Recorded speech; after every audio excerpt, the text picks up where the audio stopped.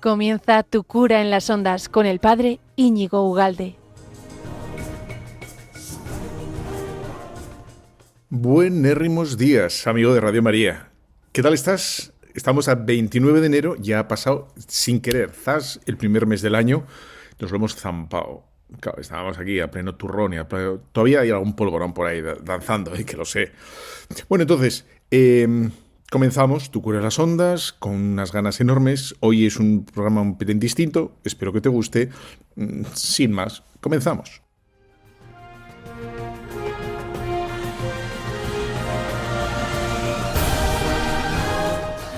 Bueno, bienvenido a este nuevo programa de Tu cura en las ondas. Sabes que es quincenal, 12:30, 1:30. Lo puedes encontrarlo en cualquier plataforma, en Spotify, en YouTube, en iVoox, en la página web de Radio María, en todas partes, Telegram, etcétera, ¿no? Y entonces digo que hoy va a ser un poco especial porque hoy va a ser atemático, hoy va a ser una especie como de descriterio, ¿vale? Descriterio y de causa sin causa. ¿Por qué? Pues porque... Mira, yo no sé tú, no te voy a acusar de mis pecados, pero yo suelo leer, bueno, la verdad es que a la larga, a la tonto modorro, pues leo bastante, o leo algo, digamos, ¿no? Esto no es un pecado. Pero lo que sí me pasa es que, bueno, los libros que me gustan los guardo, los dejo ahí, digo, este es muy bueno, esto tal, lo guardo, lo voy guardando, etcétera. Y luego a la hora de la verdad, cuando pasa el tiempo, porque sobre mí han pasado muchas primaveras, luego resulta que lo tengo guardado y digo, bueno, este libro sé que era muy bueno, pero... Y además había cuestión, que he ido haciendo cosas distintas con los libros, ¿no? Unos los subrayaba, otros les ponía como pegatinas de esas, ¿no? Cintas, luego otros... bueno, al principio no hacía nada, al principio ni subrayaba, me parecía bueno, lo guardaba y ya está, ¿no? Luego... he ido subrayando, luego he ido haciendo anotaciones, luego he ido poniendo las pegatinas estas y ya por último me he animado a que si me gusta lo que hago es un resumen. ¿Qué te parece? Un resumen. Bueno, pero entre medias, una de las cosas que he hecho también, hago fichas. Entonces, por ejemplo, estoy leyendo un libro de Jesucristo, un libro de moral, un libro de historia, un libro de lo que te haga, libro así de cuajo, ¿no? Novelas, generalmente, me han regalado un par de novelas y generalmente van por la ventana. No van por la ventana, pero no engancho con las novelas. Lo siento, pero no engancho. Las históricas, o sea, lo que es historia, pura historia, sí. Pero... o las biografías, sí, ¿no? Pero una novela histórica, una novela... No entro ni... No, me cuesta. ¿Qué cosa? ¿No? Entonces, lo que sí hago, digo, es un resumen y lo que hago también son fichas. ¿No? Cojo una ficha y según el libro, pues, no sé, teología o de lo que sea, voy sacando, bueno, pongo un título a la ficha y luego hago el texto, el cuerpo de lo que me haya gustado y un comentario, etcétera, ¿no? Entonces, me estoy leyendo un libro que no me puede estar gustando más, que es muy difícil de conseguir, pero yo, que es porque Radio María y yo somos así, somos espléndidos, somos fantásticos, que es La vida de Cristo, que hay un montón de vidas de Cristo. No, pero esta es La vida de Cristo, escrita por Fulton Sheen. Fulton Sheen fue un obispo norteamericano que tenía un programa de televisión y puedes encontrar bastantes capítulos de ese programa de televisión en Internet. No sé si están traducidos. Entiendo que ahora en YouTube, si pones el traductor, pues sí que te lo hará. No he hecho la prueba, la verdad. Pero es un tío... muy vivo, o sea, y tiene imágenes y reflexiones que me gustan mucho. Entonces, de este libro, ¿qué te ha parecido el golpe de efecto este? Fantástico, ¿verdad? Es porque está aquí. Bueno, la verdad es que le podía haber dado a a un filete, pero no, le he dado al libro, porque lo tengo aquí. Y este libro me está gustando mucho, y eso que casi, bueno, no llevo ni un tercio, menos de un tercio, pero es que el primer capítulo empecé a ver, el otro, y es que, bueno, que me gusta mucho, vamos. Y entonces estoy haciendo fichas de este libro. Y entonces lo que voy a hacer este programa es leerlas contigo y cómo va él como recorriendo la vida de Jesús y va haciendo comentarios a la vida de Jesús. Bueno, pues yo lo que voy a hacer es, te voy a decir cómo he titulado el comentario suyo. Por ejemplo, aquí tengo de redención, la cruz o lo que sea, y entonces él hace un comentario. Yo al comentario que él haga, pues haré otro comentario y ya está, ¿no?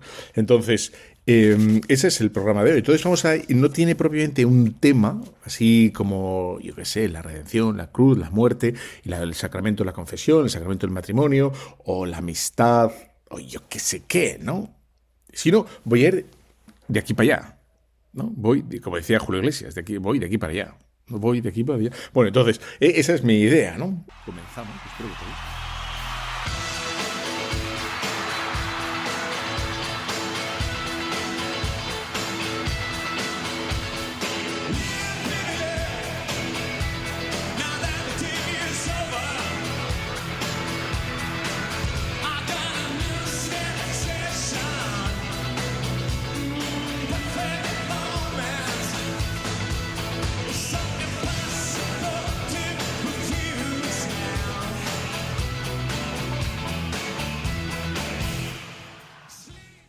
El título lo pongo yo y luego lo comenté. Yo intentaré que distingas bien entre lo que yo he puesto de lo suyo, ¿vale? Entonces yo he titulado esta como fe, decisión.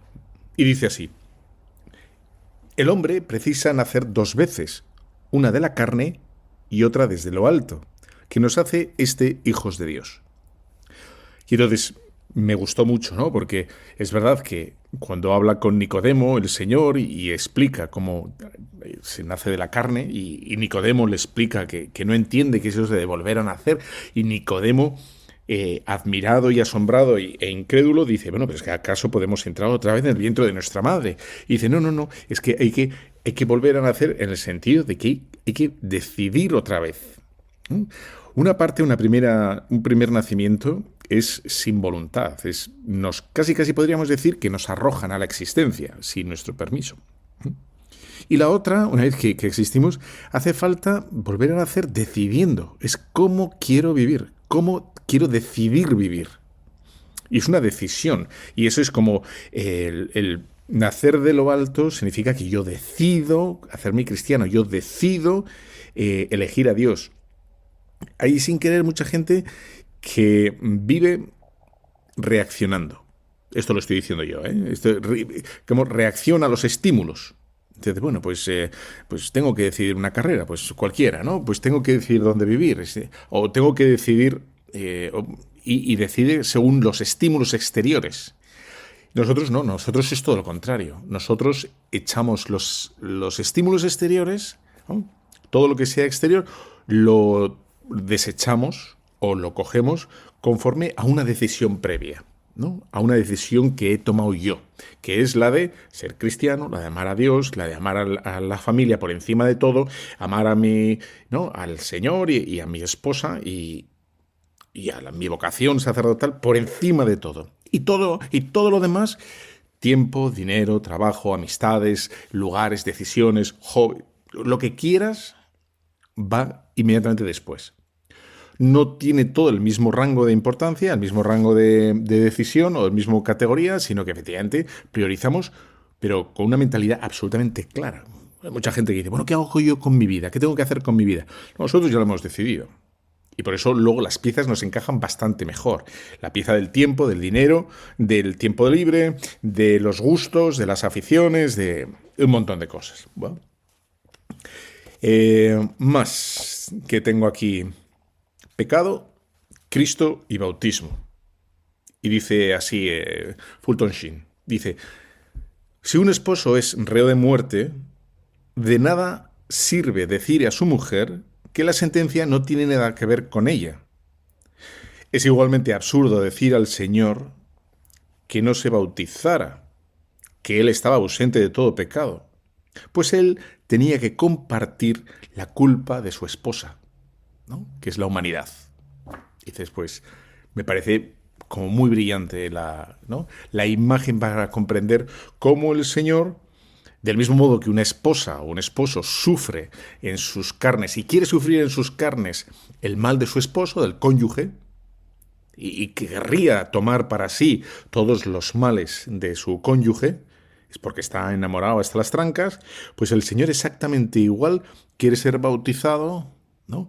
Quiere pasar exactamente y compartir con toda la humanidad todas sus dolencias, ¿no? Absolutamente todas, menos el pecado, pero ahí está, ¿no? Asumiendo incluso la condición de pecador, aunque no fue pecador, pero sí la condición cara al mundo, ¿no? Mira, esto es muy interesante, el bautismo y paloma. Dice, el Espíritu Santo aparece como paloma en el bautismo del Señor. Las familias ricas ofrecían un cordero en el templo o un novillo, solo las más pobres una paloma.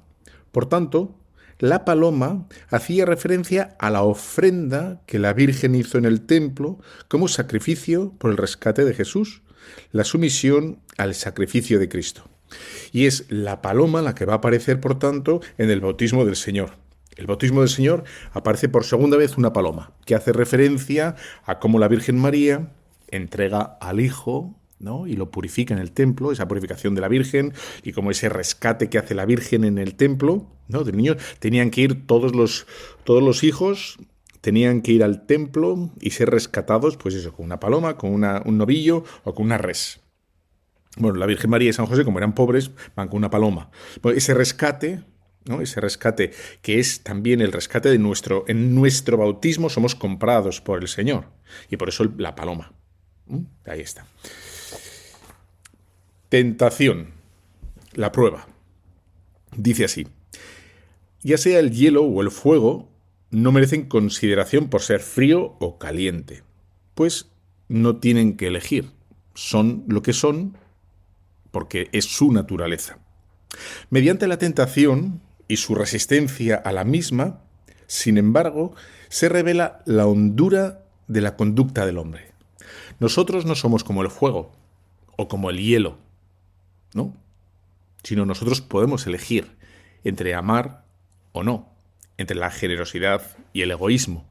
Y la tentación precisamente es que no estamos determinados, obligados a comportarnos de un modo determinado, muy concreto, sino tenemos que luchar siempre por, ¿no? O tenemos que decidirnos en elegir siempre el bien. Bueno, pues ahí está precisamente la catadura, la hondura, la fuerza y lo bonito del hombre. Porque sabemos que podría no haber sido así. Por ejemplo, un santo, cualquier santo que quieras, ¿no? Y dices, ¿por qué nos admira un santo? Porque precisamente sabemos que podría no haber sido así. Lo vemos en nuestras propias vidas, en nuestra propia existencia. Cuando llega por la noche y hacemos el examen de la noche e intentamos repasar todo lo que hemos hecho durante el día, pues bien, mal, irregular, pues decimos, bueno, pues esto realmente lo podría haber hecho mejor. Porque no estamos confirmados en gracia, no estamos confirmados en hacer siempre las cosas, y lo sabemos perfectamente, ¿no? Y ahí está, digamos, la catadura nuestra y la de todo el mundo, claro, ¿no? Lo que pasa es verdad que hay algunas cosas que no se ven y no están, digamos, expuestas a la mirada del hombre, de los vecinos, pero sí están expuestas a nuestra propia mirada, ¿no? Esas tentaciones diarias de hacer las cosas así o asao, ¿no? Como no nos ve nadie, como no me ve nadie, pues hago esto o lo otro. Como me ve pues lo hago así para que piense bien de mí o tenga buena, ¿no?, impresión de mí. O todo lo contrario, ¿no? Y bueno, pues ahí está. Pero la tentación precisamente es la prueba de toque de cuál es nuestra profundidad o nuestra fuerza, ¿no? Nuestra virtus, nuestra, en fin, categoría. La catadura moral. Cuando superamos una gran tentación, pues quiere decir que nuestra catadura, ¿no?, es grande. El otro día vi una película que me gustó, os la recomiendo, El Botín. El Botín es un thriller, no te voy a decir cómo acaba, pero en el fondo hay un momento de la película que encuentran un botín, $20 millones. Y entonces la cuestión que se diluce ahí en un momento dado entre 4 o 5 es 20 millones, nadie sabe que hay 20 millones aquí, si entregamos 10, pues y dice, todo el mundo tiene un precio. Nosotros, el precio nuestro es la sangre de Cristo, ¿no? Entonces, ¿hasta dónde podemos resistir? Pues realmente podemos resistir muchísimo y podemos ejercer, ¿no?, ejercitar esa virtud constante, estamos convencidos, ¿no? Aunque fallemos, ese es nuestro el goal, la meta. Dice así: la tentación no revela imperfección alguna del alma, pues si no, Cristo de manera alguna podía haber sido tentado, ¿no? A la gente algunas veces dice, no, es que tengo muchas tentaciones, es que esto me cuesta mucho, es que... Y dice, bueno, calma, porque la tentación en sí misma no significa nada. Es verdad que es un engorro, ¿vale? Porque uno tiene que sufrirla, ¿no?, lo que sea. Y dices, pero no significa que uno sea menos o peor o en absoluto, ¿no? Pues si no, Cristo tampoco hubiera sido tentado. Si la tentación en sí misma hubiera sido rosa, ¿no? Y mala, y perjudicial, e indeseable, e inconveniente, pues entonces Cristo no se hubiera dejado tentar, porque no va a hacer nada inconveniente, sino todo lo contrario, se dejó tentar para que veamos la fuerza con la que podemos contar nosotros, ¿no? Entonces, si había de ser hombre modelo Jesucristo, tenía que superar la tentación. Es decir, es el mensaje que nos da Jesucristo. Jesucristo sufrió una tentación conforme a sus fuerzas, es decir, fuerte, ¿no? Y no le dijo, en fin, oye, no pongas los pies encima de la mesa y tal, ¿no? Es una tentación fuerte, una sugestión fuerte, pero es verdad que la superó. Y ahí tenemos nuestra fuerza y nuestro ejemplo, entre otras cosas. No solo ese ejemplo externo, sino también sabemos que podemos contar con su fuerza, ¿no? Si Dios no hubiera tomado la naturaleza humana, no podría haber sido tentado. No tenemos, y dice San Pablo esta misma idea en Hebreos 4:15, no tenemos un sumo sacerdote incapaz de compadecerse de nuestras flaquezas, sino que ha sido tentado en todo menos en el pecado, ¿no? Es decir, la gente que está más probada, más tentada, ¿no? Que dices, bueno, ahí es cuando se mide, ¿no? Es como Rafa Nadal cuando muerde ahí, en fin, ¿no? La medalla, y dices, claro, esto no voy a seguir mordiendo, que me salto aquí la piñata entera, ¿no? Pero si la muerde y resiste la medalla, es que la medalla es buena, ¿no? Dice, si le preguntamos a la medalla, pues va a decir, para allá, Nadal, por favor. Pero aún así, qué bueno es, ¿no? Porque se prueba, se testa, eso. Esto es de calidad, ¿no? Eso es un tío. A una persona que nunca ha sufrido nada, es una persona mantequilla. Bueno, por un lado porque nadie, ¿no? En fin, los que dicen que no sufren tentaciones es porque se dejan llevar por todo. Y claro, ¿cómo vas a, ¿no? ¿Cómo vas a rebelarte o construirte o fortalecerte sin tentaciones? Es imposible, ¿no? Eso vale para los estudios. ¿A una persona cómo va a saber? Pues si no se pone y no hinca los codos, pues una persona en lo físico, ¿cómo va a mejorar? Pues si no, una persona cómo se va a recuperar de una enfermedad, pues si no pone, ¿no?, los medios. O sea, hay que esa resistencia, esa fuerza, ese empeño, pues ahí está, ¿no? Pues esto lo tenemos que hacer todos en todo. Bueno, otro, ¿no?, sobre la encarnación. Dice Mateo 1:21. Le pondrás por nombre Jesús, que significa Dios salva. Y hace este comentario. La primera indicación de su naturaleza y la misión, y no hace mención a la doctrina, pues la doctrina es ineficaz si no hay salvación. Claro, lo primero que tenemos nosotros es una vocación, ¿no? Somos hijos de Dios. Eso es lo primero. Y por tanto somos hijos de Dios y por tanto estamos llamados a la santidad. Eso es lo primero que hay que decir a todo el mundo. Estás llamado a la santidad, que quiere decir estás llamado a amar plenamente. Estar llamado, es decir, que estás diseñado. O sea, tu naturaleza está hecha para. Cuando hablamos de la santidad, no es un mandamiento, ¿no? No es un algo externo a ti, ¿no? Ese empeño de Dios a que hagas algo súper difícil, sino que tu diseño, toda tu fuerza, toda tu voluntad, está pensada para el amor, absolutamente todo. La imaginación, la memoria, el pensamiento, todas tus facultades, todo está pensado para qué, ¿no? Una gran máquina. ¿Para qué está diseñado el Challenge? Pues para ir a la luna, ¿no? ¿Para qué está diseñado, yo qué sé, no sé, las campanas? Pues para que suenen. Es para eso, no para que hagan de botijo. Entonces, ¿tú para qué estás aquí? Pues para amar, ¿no? Entonces, eso es lo primero. La doctrina solo se entiende cuando una persona entiende que está llamada a ser santa, que está llamada a ser hijo de Dios. Es decir, si Dios es el santo entre los santos y tú eres hijo de Dios, claro, pues inmediatamente después el despliegue, el desarrollo, el cómo se vive esa santidad es la doctrina, las enseñanzas. Ahí está el jaleo. A veces queremos llegar, hacemos bueno, estoy pensando en gente, pero ¿qué voy a hacer?, ¿no? Bueno, entonces, a veces queremos llegar al revés, ¿no? Queremos poner el pino al revés, ¿no? Y dices, no, lo primero es la noción de que somos hijos de Dios. Y a partir de ahí, eso significa, claro, si eres hijo de Dios, tienes que rezar y tienes que poner a Dios por encima de todo y tienes que querer al prójimo y te tienes que querer a ti mismo. ¿Y cómo se hace eso? Pues mira, honra a tu padre, honra a tu madre, ¿no? Ama a tu esposa, en fin, sé generoso, no les mientas, quiéreles, corrígeles, ten paciencia. Entonces ahí ya va la doctrina, va las enseñanzas, va... En fin, todo esto que sabemos, ¿no? Pero ese es el orden adecuado, ¿no? Así, en fin. Sobre la muerte. Dice Lucas 2:29. Ahora, Señor, puedes dejar a tu siervo irse en paz. Y dice así nuestro amigo Fulton Sheen. Estas palabras de Simeón dan a entender que una vez más nos encontramos en el Señor, desaparece el aguijón de la muerte.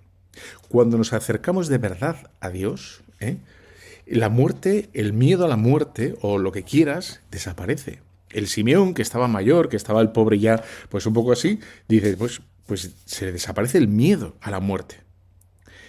¿Cuánta gente que reza tiene miedo a la muerte? Si realmente uno se encuentra con Dios, si de verdad uno se encuentra con Dios, el miedo a la muerte se evapora. Y lo aparece aquí y con los mártires y con los santos. Casi te diría que la vida se vuelve tediosa, ¿no? Y lo tenemos en estas palabras, ¿no? Cuando Simeón coge al niño y se da cuenta de que está cogiendo al Hijo de Dios, es cuando dice estas verdades que tú cada vez que comulgas, si comulgas para un acto de fe, te tengo aquí, por lo tanto, ahora, Señor, ya puedes dejarme irme en paz, ¿no? Tranquilo. No que se vayan en paz o que me dejen en paz, que es distinto, es parecido, pero no es lo mismo. Ahora, Señor, puedes dejar a estos que me dejen en paz. Bueno, a lo mejor a veces se puede decir eso, ¿no? Se puede rezar eso. Pero bueno, pero un poco solo, Nada, 15 minutos y luego ya uno vuelve a hacer las cosas bien, porque si no, las cosas se tuercen. Pero aún así, ya ves, ¿no? Me parece como muy acertado.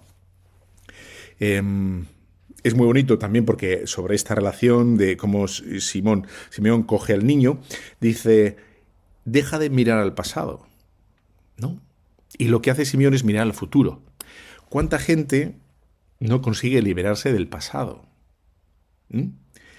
Y vive con añoranzas, vive tristona o vive con heridas del pasado, ¿no? Cuando nos encontramos con el Señor nos da la fuerza para mirar al futuro. Y eso, claro, lo podemos hacer porque nos da la esperanza. Nos da esperanza para mirar al futuro con ilusión, con ganas, sin miedo, aunque veamos los trabajos que quedan por hacer o que hay que desplegar o que nos quedan por realizar, tanto en el mundo como en nosotros mismos, ¿no? Y bueno, a mí todavía esto, lo que me cuesta, a ver cuándo me deshago de esto o consigo esta virtud o lo que sea. Pero es verdad, cuando coge al niño, pues aquí, pues ya está, ¿no? El Señor hace de las suyas y bien hechas. Esa mirada al futuro. Puedes dejar a tu siervo irse en paz. Redención y cruz. El salario del pecado es la muerte. Por tanto, solo a través de la muerte podía expiarse el pecado. Del mismo modo que en la antigüedad el pecado se destruía por medio del sacrificio de una res, ahora se hace a través de la cruz de Cristo.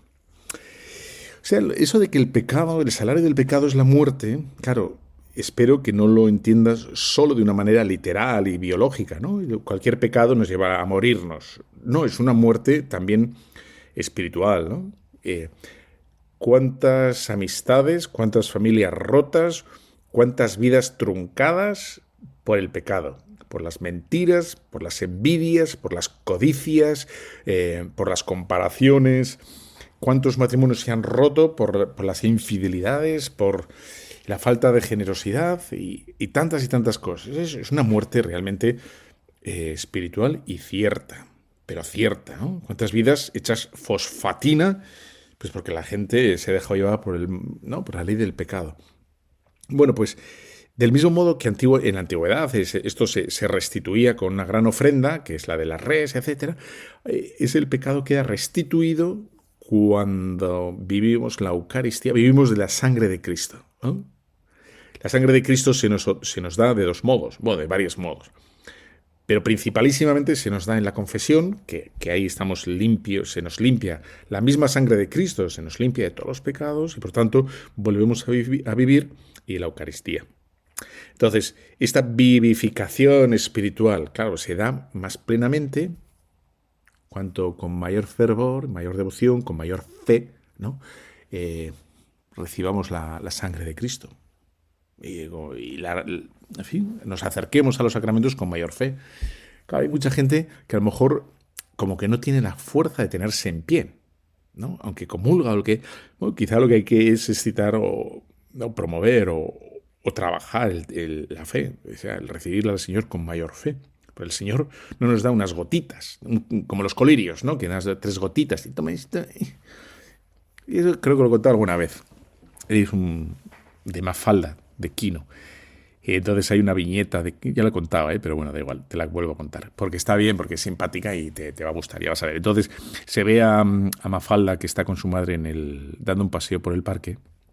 Y entonces está pasando por delante de un banco de una señora que tiene un montón de galletas. Una señora sola, que no está ahí, con un montón de galletas.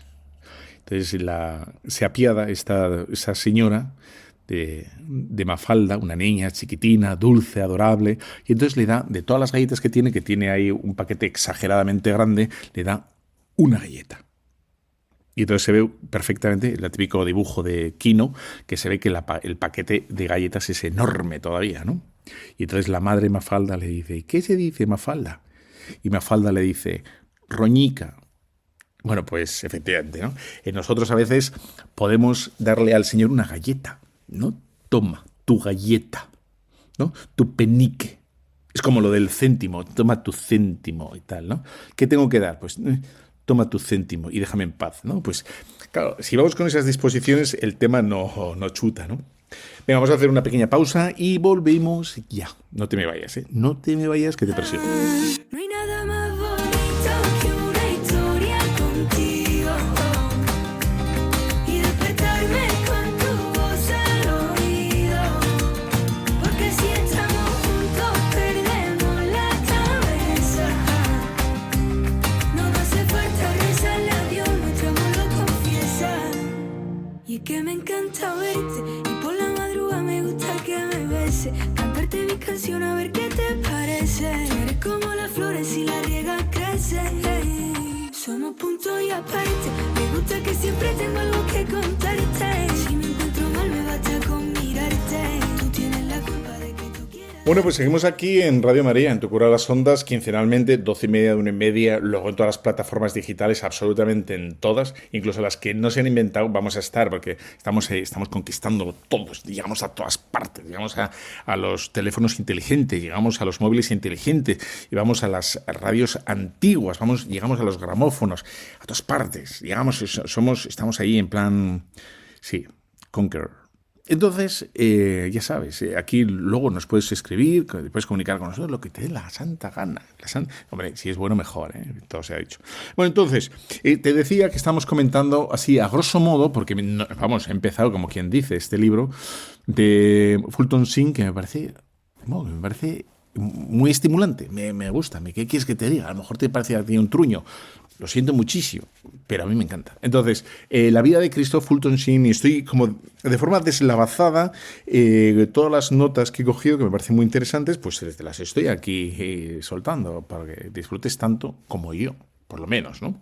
Y luego esto te puede servir para rezar. Te paras y dices, esta idea que me gusta. Aquí en Navarra no decimos ideas, ¿vale?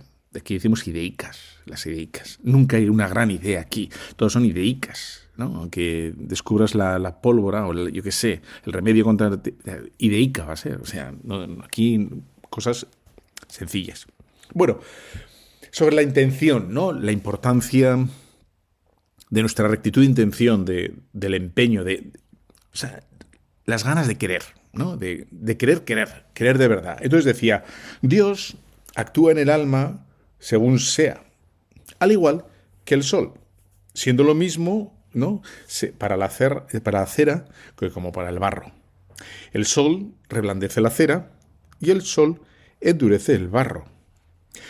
La simiente de Dios es la misma, mas la tierra es distinta. La tierra son nuestras disposiciones, ¿no? La omnipotencia de Dios, aquí viene un gran misterio, viene limitada por nuestra rectitud de intención, por cómo queremos. Y ahí está. Esa anécdota tan famosa de Jesús a Santa Teresa de Jesús, que le dice, ¿no? Teresa, yo he querido, los hombres no, ¿no? Se está quejando Teresa de las dificultades a la hora de fundar el Carmelo. Claro, nos podemos quejar muchísimo de cómo va el cristianismo, ¿no? En Europa, en España, pues nos podemos quejar perfectamente y con razón. A lo mejor no tanto, sí o no, pero bueno, del párroco, de los obispos, es verdad, ¿no? Sí, puede ser. Pero en el fondo es una cosa de todos, ¿no? ¿Cuánta gente, o sea, se disgusta con un clic o con un, ¿no? Pones un tuit y ya sabes la gran queja, ¿no? Mójate, quéjate, tienes que meter dinero en las cosas, hay que meter tiempo, hay que meter energía, hay que meter ilusión, hay que estar, ¿no? Ay, es que esto no me... Hijo mío, ¿no? No salen vocaciones, ¿no? ¿Por qué? Porque no salen vocaciones porque, o sea, has despellejado a todos los párrocos, ya han pasado. Y luego, claro, pues cómo va tu hijo y tu nieto y la vecina, cómo va a tener una imagen positiva del cura, pues si los has despellejado con las mandarinas, ¿no? Queda así ras y no ha quedado viva la mandarina. Y dices, bueno, ¿cómo va? ¿No? Y dices, pues eso, la intención, ¿cómo? Y lo de desensanchar, ¿no? El corazón, tener ganas, tener deseos, eso depende de uno mismo. Y si uno ve que no llega, es pedir al cielo, ¿no? Desensanchar el corazón, etcétera. Dice el pecado y sobre la Virgen María. En los días del niño perdido en el templo, María vino a conocer los efectos externos del pecado, la pérdida de Dios.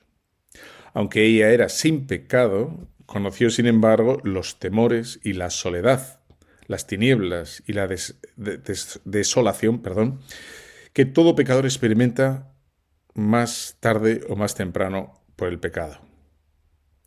Más tarde lo haría por 3 días. Pues me parece muy bien traído. Como el Señor pues no ahorró a la Virgen María también esa zozobra, ¿no? Esa angustia de decir, bueno, ¿qué ha pasado? ¿Dónde está el Señor? O sea, ¿cómo puede ser que pierda a mi hijo por 3 días? ¿No? Y mutatis mutandis, porque esto no es exactamente igual, ¿no? Pero es verdad que nosotros a veces podemos pensar, bueno, ¿cómo puede ser yo siendo bautizado, ¿no? Que me haya comportado así, que me haya alejado de Dios, o que no encuentre a Dios, o que no lo intuya cerca? ¿Dónde está? Bueno, pues esa sensación, esa consecuencia del pecado que todos tenemos o hemos tenido, bueno, a María tampoco se lo ahorró el Señor, ¿no? Que me parece muy sintomático de cómo el Señor nos purifica absolutamente a todos, ¿no? Y hay un punto de noche oscura, de sufrimiento, que ya vemos que no se las ahorra a nadie el Señor. Esto es muy importante porque ¿cuánta gente se horroriza del sufrimiento y no se da cuenta que es el proceso de purificación del Señor? El Señor cuenta con el sufrimiento. Tu queridísimo presidente del gobierno no cuenta con el sufrimiento. O sea, aquí siempre nos regala el oído, ¿no? Y los políticos, todo el mundo, los empresarios, todo el mundo nos regala el oído. Pues, estupendo, no vas a pasar nada, te voy a dar todo el dinero, todas las ayudas, cuenta conmigo. Todo el mundo. Pero el Señor no, el Señor nos dice que nos quiere purificar, ¿no? Nos quiere limpiar. Como los metales preciosos, hay que fundirlos a fuego para que caiga, ¿no? Toda la ganga y todo lo que no sirve y luego que sea eso más puro. Pues y ahí está el tema de la tentación que hemos visto antes, ¿no? Tenemos que sufrir, tenemos que aprender a sufrir y soportar ese mal. Es que no, claro que no, ¿no? Y después tengo aquí otra sobre la Virgen y el feminismo. Esa te va a gustar, ¿eh? ¿Cómo que el feminismo? Dice: en una cultura donde la autoridad del padre era absoluta, María habló en lugar de San José. Hijo, ¿por qué nos has hecho esto? Tu padre y yo te estábamos buscando. Como cuando la gente pensaba, ¿no? Que la gente habla muchas veces de que la vida de Jesús, de que si el feminismo, de las mujeres sacerdotes, el sacerdocio femenino, o que Jesús estaría encorsetado o encajonado por las culturas o por las, en fin, ¿no?, modas o costumbres de su época, ya vemos que en torno a Jesús en absoluto. En torno a Jesús en absoluto. Jesús, bueno, la Virgen María aquí es la que toma las riendas, de San José no tenemos palabra. Joder, no tenemos ni una sola palabra. La Virgen María sí, ¿no? Y cómo se adelanta a San José, incluso se va a adelantar después a Jesús en las bodas de Caná, ¿no? Va a tomar las riendas, o toma la delantera o la iniciativa, como quieras, ¿no? Y el feminismo de Jesús, ese feminismo de... Jesús no se arreda, no tiene ningún problema de feminismos y machismos. Jesús habla con las mujeres, habla con todo el mundo, pone a las mujeres como ejemplo de muchas cosas. O sea que todo eso es, en fin, ¿no? Es porquería, es porquería. No es real. Tú si coges el Evangelio te das cuenta de que el Señor está por encima absolutamente de las normas, de las culturas, otras las cumple, como vamos a ver ahora, ¿no? Unas las cumple y otras le está al pairo. Obediencia, la obediencia que es la gran incomprensión. Bueno, siempre cuesta, la obediencia cuesta un congo, ¿eh?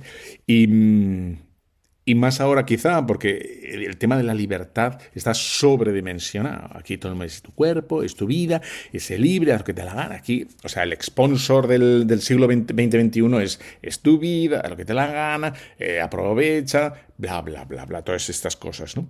Entonces Jesús obedece, el mismo Jesús obedece muchísimas veces. Entonces, y cito aquí, Jesús dirá muchas veces, yo debo, está obedeciendo, ¿no? Yo debo predicar el reino de Dios, yo debo habitar en tu casa, yo debo hacer las obras del que me ha enviado, yo debo, ¿no? Y el Hijo del Hombre tiene que sufrir, tengo que sufrir, yo debo ser levantado sobre lo alto, yo debo padecer. Además son cosas, como decía antes, que no apetece, ¿no? Yo debo sufrir, yo debo ser levantado. Claro, si nosotros somos cristianos, pues vamos a sufrir. Hombre, no buscamos el sufrimiento por el sufrimiento, pero quizás se me ocurre, bueno, voy con un punto de sal esto que voy a decir, con un poco de prudencia, pero si encontramos el sufrimiento no deberíamos escandalizarnos de él, ¿no? Porque es parte del ingrediente que el Señor tiene para cada uno de nosotros, que a mí tampoco me apetece, ojo, pero bueno, hay como tenerlo sobre tener una mirada de fe, ¿no? Una mirada sobrenatural, tener como ese realismo cristiano que es tener también, no solo ver las cosas que están pasando, sino también a Dios actuando. La presencia de Dios en tantas cosas, ¿no? En una enfermedad, en un susto, en una buena noticia, en un trabajo bien hecho, una felicitación, en absolutamente todo, ¿no? Entonces, dice en Lucas 2:49, ¿no sabéis que debo ocuparme de las cosas de mi Padre? Y dice, Jesús corrige y advierte cómo hay otra posibilidad distinta a perderse en el templo, que es la de, ¿no? Pues otra posibilidad distinta a la mera hecho de que se ha perdido, ¿no? Cuando uno dice, bueno, qué desastre, se ha perdido, qué mala suerte, cómo ha podido pasar esto, qué cabeza, no sé qué. Jesús dice, no, es que hay otras posibilidades, otras lecturas a las cosas que parece que son malas, ¿no? Que debo hacer la voluntad de mi Padre. Es decir, para nosotros es incomprensible, pero ese susto de José y María, y dice, la lectura adecuada que hay que hacer es que está haciendo la voluntad del Padre, ¿no? Bueno, me parece, o sea, mirar las cosas con visión sobrenatural es también que el Señor hace, bueno, a través de cosas incomprensibles, hace esto. Hace la obediencia. Dice, el Señor se sometió al bautismo de Juan. Es Juan el que le dice, ¿no? Y dice, oye, pero bautízame tú a mí, tú eres el que me tienes que bautizar. Y Jesús dice que no, ¿no? Tú esto ahora no comprendes, o sea, lo que tiene que ser es tú me bautices a mí, ¿no? Jesús también obedece, y dice, y paga el tributo al templo. Le dice a Pedro, ¿no? Y dice, ¿tú crees que tengo? Hombre, pues no. Bueno, pero aún así tú vete, Pedro, pesca un pez y ahí tendrás una moneda y esa moneda échala al templo, ¿no? en el huerto de los olivos, obedece hasta la muerte, ¿no? Hasta la sangre, ¿no? Y que estuvo durante 30 años sujeto a José y a María, ¿no? Ahí está. En fin, me parece que es gracia, sobre la gracia de Dios. Dice así, nuestro amigo Fulton. Fulton, dice, si no se exterminara el pecado, cualquier cosa que venga después, por muy buena que sea o parezca, será una continuación del viejo mundo. Cuando nos venden, ¿no?, la nueva humanidad, una nueva ley, un nuevo concordato, un nuevo, ¿no?, y nos lo venden como punto de inflexión para la historia del hombre, punto de inflexión para la historia de la humanidad. Con este partido político, con esta ley, con esta nueva situación, esta es la solución, esta es la revolución, es lo que nos va a dar. Bueno, todo eso, si no extirpamos el pecado, la soberbia, el orgullo, ¿no?, la vanidad, todo eso, si no extirpamos de ahí, es más de lo mismo. Más de lo mismo. Y de hecho, lo que estamos viendo alrededor nuestro es eso, ¿no? Todos se nos venden alaracas. Es todo como las cosas de Navidad, que parecen de oro y de plata y que es todo mentira. Pues exactamente igual, ¿no? Nos venden todo. No, con este... Pues no, si no extirpas... O si quieres, si no añades, ¿no?, la sencillez, la humildad, la sinceridad, la justicia, poca cosa, ¿eh? Poca cosa. Hacemos una pausa y volvemos. No te me vayas. No more talk of darkness. Forget these wide-eyed fears. I'm here. Nothing can harm you. My words will warm and calm you. Let me be your freedom. Let daylight dry your tears. I'm here with you beside you, to guard you and to guide you.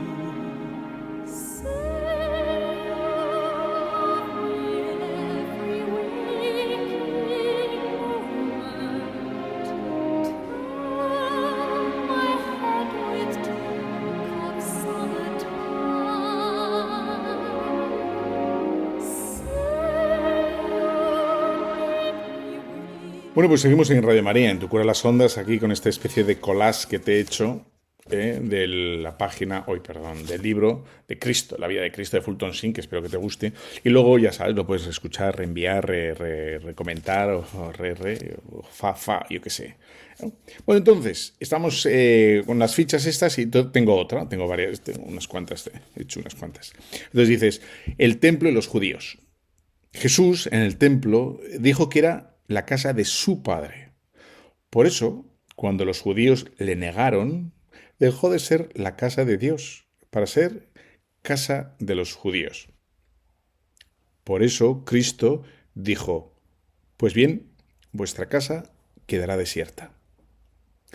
Bueno, cuando nosotros nos apropiamos de lo que no es nuestro, las virtudes que no son nuestras, cuando nosotros nos envanecemos de que somos, pues yo qué sé, lo que quieras, muy puntuales, muy generosos, muy simpáticos, muy sinceros, y pensamos que la fuente de todo está en nosotros, eso enseguida se va a quedar vacío, se va a quedar marchito, porque no es verdad, todo viene del Señor. Y entonces, si no agradecemos, si no reconocemos que ahí está el Señor, pues todo eso será como la melena de Sansón, ¿no? Que en un momento Sansón pues pensó vanamente que la fuerza venía de él, era una fuerza prestada. En el momento que le cortaron la melena, y bueno, pues se queda ahí sin fuerza. Pues a nosotros nos puede pasar igual. Sobre el sacrificio. Jesús no era el cordero de los judíos ni del pueblo, era el cordero de Dios, que cumplió perfectamente el objeto de cualquier cordero, pues ningún otro hombre lo ha ofrecido sino Dios mismo. Esto tenemos que pensar, porque a veces, cuando estamos un poco apurados, achuchados, apretados, angustiados, con problemas, prometemos, porque yo te voy a hacer yo, Señor, y hacemos las promesas, ¿no? Esas promesas, porque yo, en principio no está mal, pero porque yo te voy, ¿por qué no hacemos lo mejor que se puede hacer? Es un sacrificio que Dios mismo ha diseñado, que Jesús mismo ha diseñado, que es el sacrificio de la cruz. O sea, es el mejor sacrificio, porque no es un sacrificio tuyo, es el sacrificio de Dios, es un sacrificio perfecto. El sacrificio de Jesucristo es perfecto. Ofrécele lo perfecto al Señor, que es la misa. Y el Señor, te voy a ofrecer Muy bien, pero únete a la misa. Porque en la misa es donde se da el sacrificio pluscuamperfecto. El tuyo no digo que esté mal, ¿eh? Venga, bien. Pero es que, claro, la misa no es la del cura. La misa no es la tuya. La misa no es con lo que tú te unas, la ilusión, las ganas. Si la misa, es Cristo mismo. Incluso, en fin, ¿no? Aunque no entendieras nada. Imagínate que te vas a África o a Alemania o a Rusia y la escucharas en un idioma que no es el tuyo. Bueno, sigue siendo la misa, únete. ¿No? Te unes a ese sacrificio que lo quieres hacer tuyo y se lo ofreces a Dios como si fuera tuyo, aunque es de Jesucristo, ¿no? Es la misa. Mira, sobre el cansancio, aquí tengo que me parece que está muy bien traído. Las dos mayores conversiones que realizó el Señor fue en las mujeres sirofenicias y la samaritana. Y fue cuando estaba cansado, ¿no? ¿Te acuerdas que está ahí está cansado, está en el pozo, le pide de beber porque tenía sed, etcétera, y aún así, en ese cansancio, que es cuando muchas veces nosotros estamos ya replegándonos y decimos, ya estoy agotado, estoy sin baterías, estoy en rojo, estoy a 1% de batería. Bueno, pues, aún así el Señor no para, no ceja, y sigue ahí, ¿no? Y digamos, forcejea con esta mujer en el sentido de bueno, le ayuda a pensar o a reflexionar, a hacer examen, cuando está cansado, y lo consigue, el Señor lo consigue, ¿no? Así como otros, dirá Jesús, que duros de corazón, pues esta mujer, el Señor lo consigue, ¿no? El tema de prejuicios y a la hora de transmitir la fe, ¿no? De animar a la gente, no tanto de discutir tanto, sino en animar a la gente que haga. Dice, la mujer samaritana no decía, creedme, sino, venid y ved por vosotros mismos. A veces nos podemos perder en discusiones, ¿no? Esas discusiones infinitas y bizantinas que no acaban, ¿no? Que a cada vez que se concluye un argumento sale otra discusión y otra distinción y otra dificultad ahí intelectual, histórico, filosófico, teológico, conceptual, etc. No, ponte a rezar, confiésate, haz un acto de adoración. Haz un acto de humildad, haz un acto de consagración, ¿no? Decir a la gente, hazlo, ¿no? Hazlo. Me parece como muy... Bueno, se dice, venid por vosotros y vedlo. Ahí está. Venga, hacemos una pequeña pausa y volvemos para que no se haga muy ladrillo esto.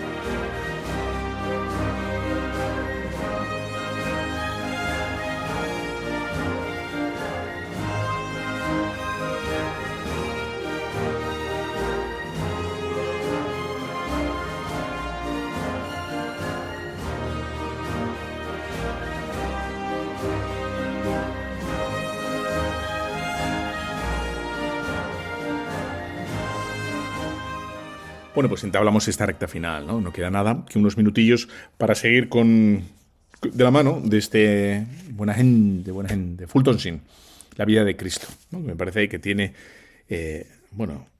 pues tiene estos pensamientos que me parecen sugerentes, atractivos.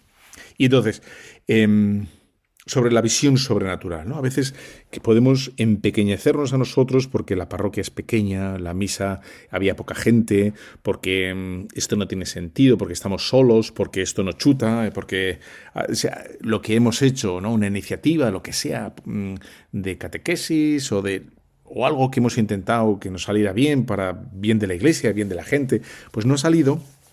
Pues hay que tener visión completa, como decíamos antes, visión sobrenatural, visión de fe. Entonces, si nació dice así nuestro amigo, si nació de una humilde doncella en un establo, hubo en el cielo ángeles que anunciaron su gloria. Si condescendió a tener por compañeros un buey y un asno en un pesebre, hubo una brillante estrella que guió a los gentiles hasta él. Si padeció hambre y sed en el desierto, hubo ángeles que le sirvieron.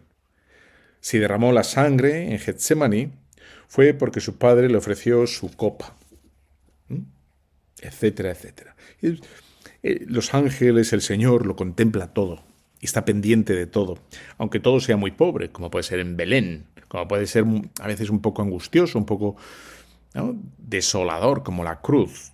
Pero ahí está también, ¿no? Eso, la visión sobrenatural de que Dios está ahí entre medias, pues no la podemos perder nunca, pero nunca es nunca, ¿no? Porque si no, sería como un cristianismo desarrapado o sesgado, ¿no?, incompleto.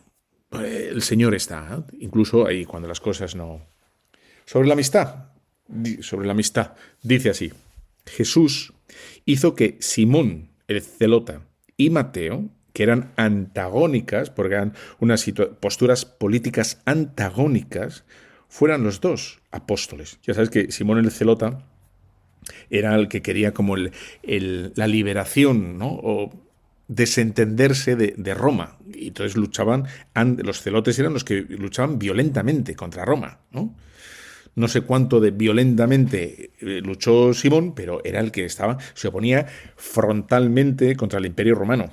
Y Mateo era el que recaudaba dinero, los impuestos para Roma. O sea, y estaban en el mismo equipo. Alguna chispa saldría en algún momento. O no lo sé. Pero el Señor no tuvo para sí el mismo perfil, digamos, ideológico, político, geoestratégico, ¿no? Y por eso nosotros tampoco deberíamos tener, ¿no?, como las posturas políticas que sean, digamos, que sean compatibles con la fe, ¿no? Pero no tendremos que tener animaversión o enemistad con gente con posturas políticas que, bueno, pues de alguna manera son arbitrarias también, ¿no? De alguna manera. Y aquí ya no me meto más porque esto da para 17 programas. Pero bueno, que las posturas políticas no pueden distanciarnos, ¿no? Aunque uno puede tener su criterio y ya está, ¿no? Pero bueno, ya está. Me parece interesante el Señor, ¿no? Y luego sobre la responsabilidad, ¿no?, sobre el mundo.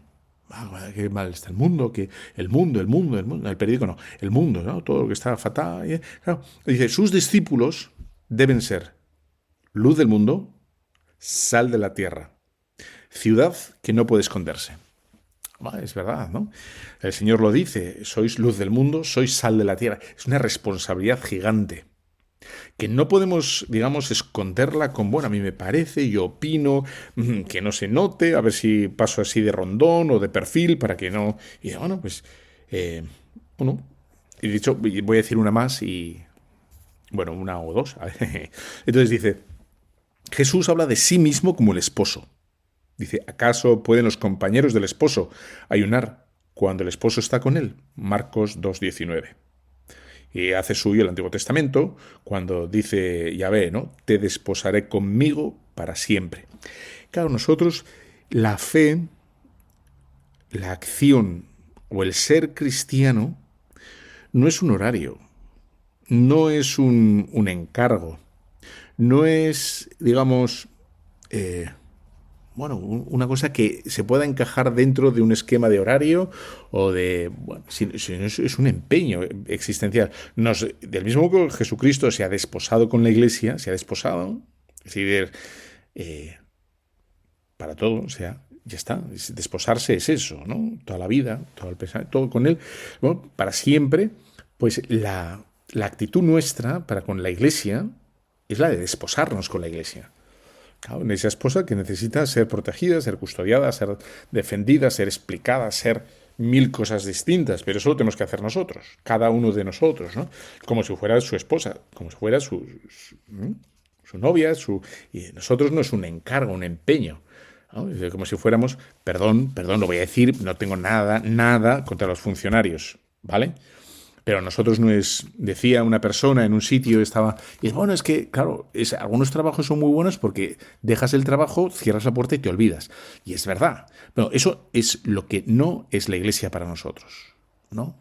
No es un encargo de media hora, sino somos iglesia cuando dormimos, cuando tomamos una cerveza, cuando rezamos, cuando estamos ante un problema o lo que sea, ¿no? O un escándalo delante de la gente o lo que sea, ¿no? Ahí está. En fin, ahí está. Bueno, pues espero que te haya gustado el punto sí. Ya te diré más porque me queda mucho más de la mitad. Pero es que me piace molto. Bueno, pues nada, que te dejo en Radio María y te dejo hasta dentro de 15 días. Con la bendición de Dios Todopoderoso, Padre, Hijo, Espíritu Santo, descienda sobre los superoyentes de Radio María. Amén. Un fuerte abrazo. Cuídate.